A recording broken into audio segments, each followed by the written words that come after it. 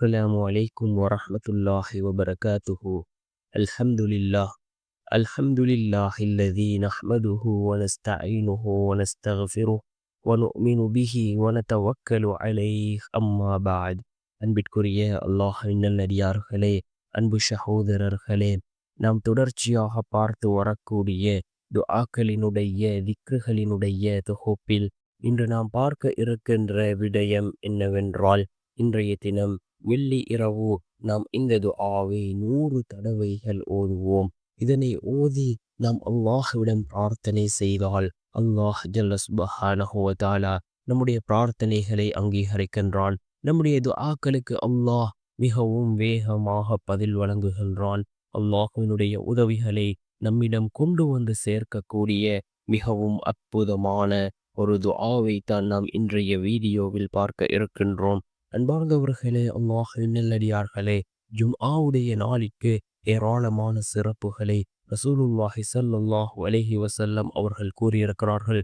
இந்த வெள்ளி இரவிலே சூரத்துல் கஹ்ஃபை ஓதுவது அது சுன்னத்தாக இருந்து கொண்டிருக்கின்றது. அடுத்த அதாவது இந்த சூரத்துல் கஹ்ஃபிற்கும் ஏராளமான சிறப்புகளை ரசூலுல்லாஹி ஸல்லல்லாஹு அலைஹி வஸல்லம் அவர்கள் கூறியிருக்கிறார்கள்.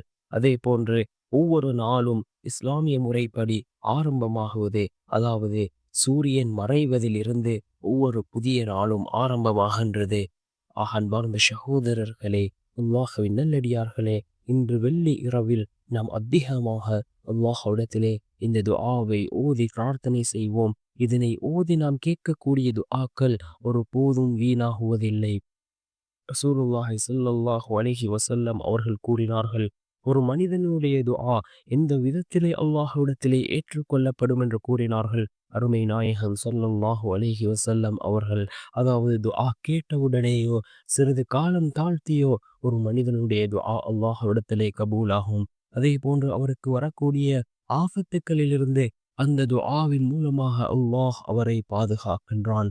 அதே போன்று அந்த துஆவினுடைய பலனை நாளை மறுமையுடைய நாளில் அந்த மனிதர் அடைந்து கொள்வார் என்று கூறினார் அருமை நாயகம் ஸல்லல்லாஹு அலைஹி வஸல்லம் அவர்கள்.